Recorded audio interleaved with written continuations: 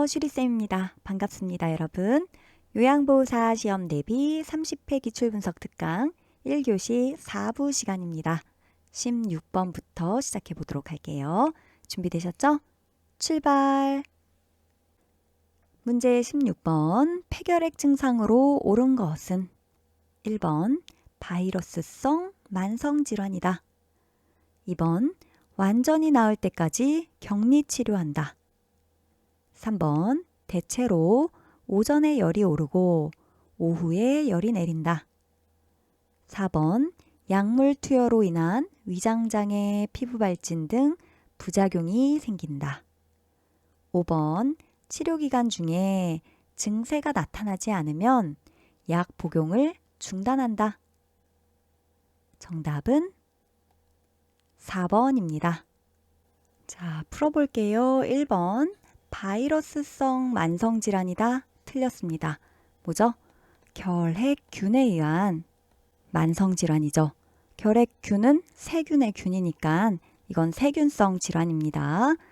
따라서 세균 잡는 항생제를 이용하게 되겠죠. 근데 이제 이 항결핵제가 약이 굉장히 많아요. 약의 종류도 많고 양도 많고 그렇습니다. 그런데 이 약은 임의로 중단하거나 줄여서 먹으면 안 된다라고 이야기했습니다.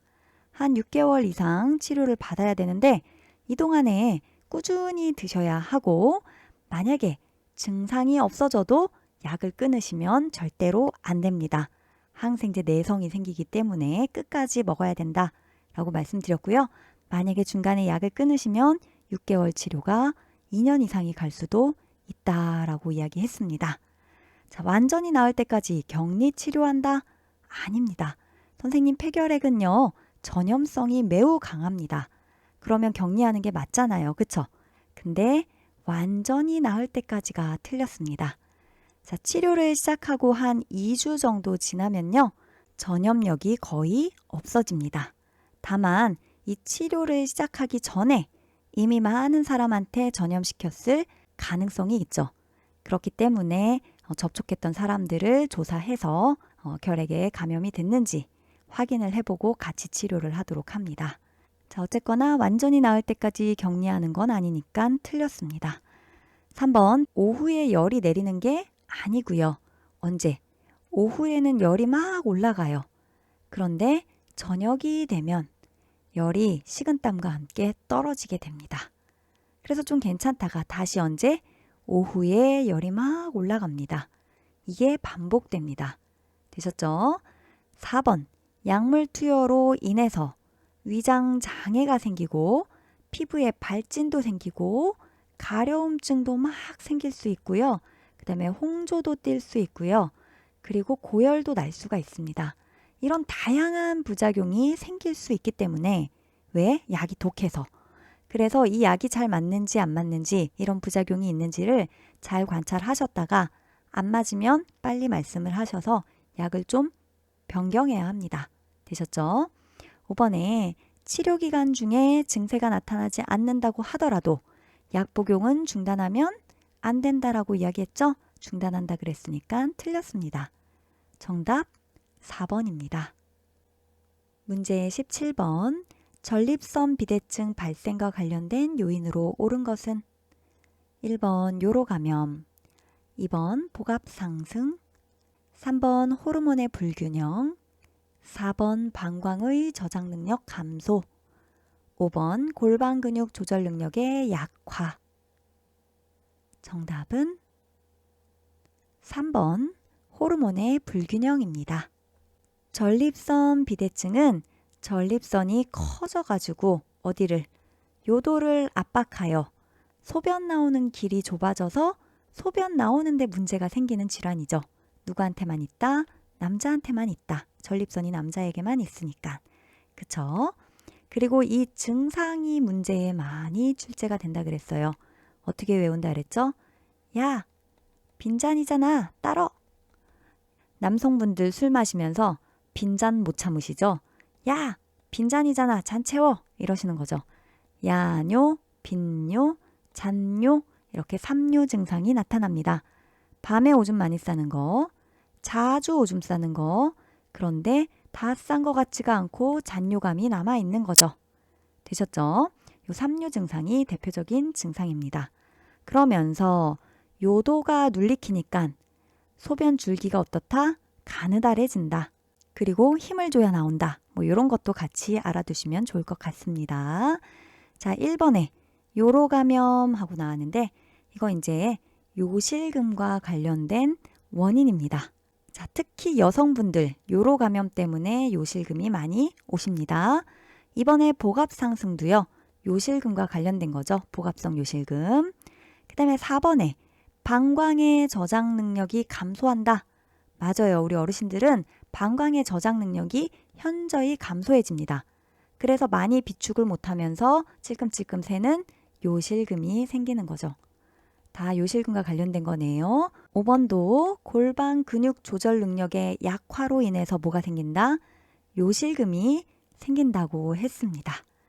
자, 1번부터 5번까지 3번만 빼고는 전부 요실금과 관련된 요인이었어요. 그쵸? 자, 호르몬의 불균형, 이것은 뭐냐면요. 남성 어르신들이 나이가 들면 남성 호르몬의 비중이 어떻게 되죠? 줄어들겠죠. 남성 호르몬이 줄어들면서 상대적으로 여성 호르몬의 비율이 높아지게 됩니다. 그러면 이전과는 호르몬의 균형이 달라지죠. 이렇게 균형이 깨지면서 전립선이 비대해지게 됩니다. 기억하실게요. 자, 그리고 선생님들 전립선이 비대해지면요. 남성분들이 요실금에 걸리는 원인이 됩니다. 이것도 같이 기억하실게요. 정답은 3번이었습니다. 문제 18번. 노화에 따른 피부의 특성으로 옳은 것은 1번 표피가 두꺼워진다. 2번 손톱이나 발톱이 부드러워진다. 3번 각질층의 수분 함량이 증가한다. 4번 모근의 멜라닌 생성 세포가 증가한다. 5번 상처가 잘 낫지 않으며 궤양이 생기기 쉽다. 정답은 5번입니다. 자, 나이가 들면 표피, 껍데기층이 두꺼워지나요? 아니죠. 얇아집니다. 그래서 어때요? 쉽게 손상이 되죠. 2번 손톱이나 발톱이 부드러워진다. 틀렸습니다. 손톱, 발톱이 어떻게 돼요? 딱딱하고 두꺼워지죠. 부드러워지지가 않아요. 그러면서 같이 기억하실 것. 뭐가 생기죠? 세로줄이 생겨요. 그리고 쉽게 잘 부서집니다. 그쵸? 3번에 각질층, 껍데기층이죠. 수분 함량이 증가하나요? 아니죠. 감소합니다. 그래서 건조해요. 자꾸 어떻죠? 가렵습니다. 그래서 로션 잘 발라주셔야 되겠죠. 4번 모근의, 즉 머리 뿌리에 멜라닌 생성세포가 증가한다. 틀렸죠. 감소하죠. 소실되죠. 멜라닌은 우리 몸에서 검정 색소와 관련된 거예요. 상처나고 나서 햇빛 받으면 거기 점 생기죠. 거기 멜라닌 생성이 막 돼서 그런 거거든요. 그런데 모근의 멜라닌 생성세포가 소실되면서 검정 색소가 잘 안 생기니까 탈색이 일어나서 백발이 되는 겁니다. 되셨죠? 5번 상처가 잘 낫지가 않죠. 궤양도 잘 생깁니다. 궤양이 뭐예요, 선생님들? 파이는 거죠. 입안의 궤양 그러면 입안의 헝거 이런 거 얘기하는 거잖아요. 피부의 궤양 그러면 피부가 짓무른 거 생각하시면 돼요. 왜 짓물러요? 잘 안 움직여서 눌리켜서 궤양이 잘 생기고 또 피부가 어때요? 얇잖아요. 얇으니까 더 궤양이 잘 생기는 겁니다. 되셨죠? 정답은 5번입니다. 문제 19번. 욕창의 2단계 증상으로 옳은 것은 1번 피부에 괴사 조직이 발생한다. 2번 피부가 벗겨지고 물집이 생긴다. 3번 뼈와 근육까지 괴사가 진행된다. 4번 피부가 분홍색이나 푸른색을 띈다. 5번 피부를 누르면 일시적으로 하얗게 보인다. 정답은 2번입니다. 욕창의 2단계 증상을 물어봤어요. 그러면 우리는 2단계만 알아야 될 것이 아니라 1단계부터 4단계까지 다 아셔야 합니다. 욕창의 단계는 몇 단계까지 있다고요? 4단계까지가 있습니다. 자, 1단계는요, 선생님들, 색깔의 변화가 있는 거예요. 어디에? 피부 색깔의 변화가 있는 겁니다. 색 변화만 있지 피부에 손상은 있는 게 아니에요. 그럼 색 변화는 어떻게? 푸르거나 붉거나, 누르면 일시적으로 하얗거나 이런 거에 해당됩니다. 자, 2단계는요. 물집이 생긴다. 이게 중요한 특징이에요. 피부가 벗겨지고 물집이 생기고 이것이 2단계입니다. 그리고 3단계는요. 깊은 욕창 생기면서 괴사 조직이 발생하는 거예요. 즉, 죽는 조직이 막 생겨나는 겁니다. 이해되셨죠? 네 번째는 죽는 조직이 어디까지? 뼈나 근육층까지 다 괴사가 되는 것, 돌이킬 수 없는 상태. 이게 이제 4단계가 되는 겁니다. 다시요. 1단계는 표피는 정상이라고 했어요. 그런데 2단계는 표피가 벗겨진다 그랬죠? 또는 표피 아래쪽에 진피까지도 손상을 입을 수 있어요. 일부. 그 다음에 세 번째 3단계는 표피 플러스 진피 플러스 그 밑에 피하 조직까지. 지방층 있죠? 거기까지. 그리고 4단계는 표피 플러스 진피 플러스 피하 조직 플러스 그 아래 뼈, 근육, 인대, 관절 이런 데 있죠? 여기까지 다 죽는 조직이 생겨나는 겁니다. 어려웠죠? 몇 단계에 해당하는지 보기 한번 볼게요. 피부에 괴사 조직이 발생한대요. 그럼 발생하기 시작하는 거 괴사. 요거 3단계에 해당되겠네요. 3단계. 2번. 피부가 벗겨지고 물집 포인트죠. 물집이 생겼으니까 몇 단계? 2단계. 그래서 2번이 정답이고요. 3번. 뼈 근육 나왔다. 그럼 너무 심하다. 이거는 갈 때까지 간 단계 4단계. 4번에 피부가 분홍색이나 푸른색. 그럼 색깔 변화죠? 1단계. 자, 5번 피부를 누르면 일시적으로 하얗게 보이는 것 색 변화죠? 1단계. 이렇게 각각의 단계를 아실 수도 있어야겠죠. 근데 그 중에서 사실 2단계가 중요하겠죠. 우리 어르신들 물집 생기고 피부 벗겨지고 이렇게 많이 되시니까요. 정답 2번입니다. 문제 20번. 장기간 침상에 누워있는 대상자의 청골 부위에 욕창이 생겼을 때 관리 방법으로 옳은 것은 1번 하루에 2-3번 자세를 바꾼다. 2번 단백질 등의 영양분을 충분히 공급한다. 3번 청골 부위에 도넛 모양의 베개를 대어준다. 4번 뜨거운 물수건으로 찜질한 후 로션을 발라준다. 5번 침대 시트가 젖은 경우 차가운 바람으로 말린다. 정답은 2번입니다. 자, 대상자 청골 부위에 욕창 생겼네요. 욕창이 생겼을 때 자세 자주 바꿔주셔야 되겠죠? 의자나 휠체어 이런 데 앉았을 때는 몇 시간에 한 번? 1시간에 한 번씩. 그 다음에 침대에서는 몇 시간에 한 번? 2시간마다. 최소한이에요. 최소한. 더 자주 바꿔주셔야 되는 거예요. 관리 방법 물어봤어요. 옳은 것. 1번 하루에 2-3번 자세를 바꾸면 너무 안 바꾸시는 거죠. 말씀드렸듯이 의자에 앉았을 때 1시간에 한 번, 침대에 누웠을 때는 2시간마다 그 이상 바꿔주셔야 된다 그랬어요. 2번 단백질 등의 영양분을 충분히 공급한다. 당연히 맞죠. 우리 몸은 단백질이 굉장히 많이 차지하고 있죠. 그리고 이렇게 욕창이 생겼다는 것은 피부 조직이 손상된 건데 회복을 해야 되죠. 회복을 하려면 단백질 섭취를 많이 하셔야 됩니다. 엄청 많이요. 그리고 이 단백질뿐만 아니라 기타 등등 영양분을 충분히 먹어줘야 빨리 살이 재생이 됩니다. 되셨죠? 그래서 2번 정답이고요. 3번 굉장히 많이 나오는 보기입니다. 여러분들이 많이 실수하시니까 청골 부위에 도넛 모양의 베개를 대어주면 안 됩니다. 도넛이라는 것은 이렇게 속에 구멍이 뚫려 있는 게 도넛이잖아요. 여기에 이제 꼬리뼈 그쪽 부분, 청골 부분을 딱 대고 엉덩이 부분 나머지가 여기가 눌리키면 이 부위는 어떻게 된다? 혈액순환이 저해가 된다. 그래서 오히려 안 좋을 수 있다. 그렇게 하시면 되시고 3번 보기 자주 나오니까 기억하실게요. 4번 뜨거운 물수건으로 찜질한다. 그럼 다 틀린 거예요.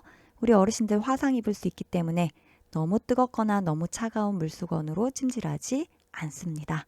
로션 발라주는 거는 괜찮겠죠. 5번 침대 시트가 젖었다. 그러면 막 바람으로 말리지 않고요. 즉시 어떻게 해주죠? 교체해 주는 것이 맞습니다. 정답 2번입니다. 문제 21번. 대상자가 최근 매사에 관심이 없어지고 말수가 줄고 수면 양상을 달리할 때 의심되는 증상은 1번 환각, 2번 우울증, 3번 건망증, 4번 의식장애, 5번 충동조절장애. 정답은 2번입니다. 이 문제는 2단원에 우울증 관련 단원을 들으셨다면 엄청 빠른 속도로 푸실 수 있었을 거예요. 자, 우울증 그런 포인트가 있다 그랬어요. 매사에 흥미와 관심이 없어지고 혹은 우울한 감정이 계속해서 지속된다. 이 두 가지 표현 중에 하나는 꼭 들어가야 우울증이라고 얘기했어요. 그 다음에 나머지 증상들, 말수가 준다든지 잠을 못 자거나 잠을 너무 몰아자거나 아니면 체중이 막 감소하거나 식욕이 없고 이런 것들이 우울증의 증상이라고 했습니다. 근데 무조건 이 모든 증상에 매사에 관심과 흥미가 없다. 요 이야기가 들어가야 된다라고 얘기했고요. 이게 들어갔으니까 답은 우울증입니다. 넘어갈게요. 문제 22번. 선망에 대한 설명으로 옳은 것은 1번 만성질환이다. 2번 진압력 장애가 있다. 3번 의식의 변화가 없다. 4번 수면 양상이 규칙적이다. 5번 증상이 서서히 나타난다. 정답은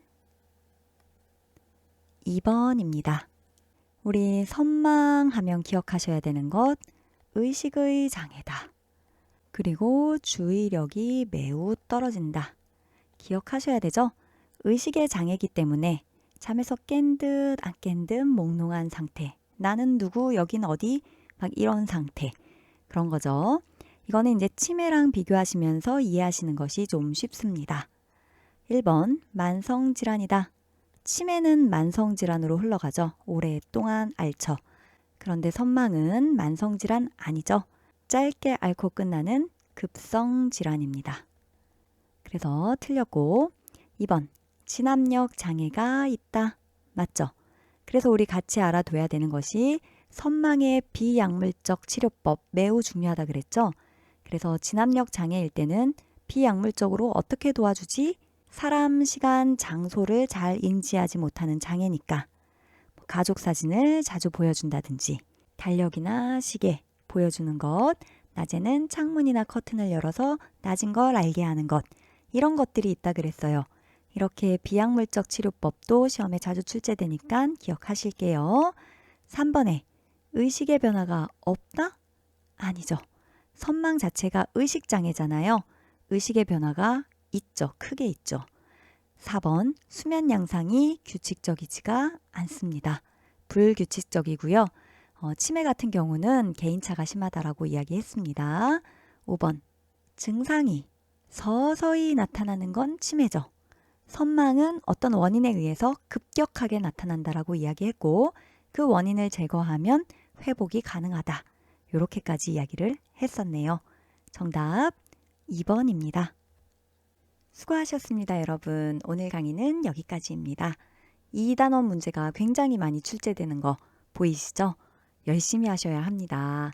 1교시가 어렵다 하시는 분들 특히 1단원, 2단원 열심히 공부해 주세요. 조금만 기다렸다가 30회 기출 분석 1교시 5부에서 만나도록 하겠습니다. 열공!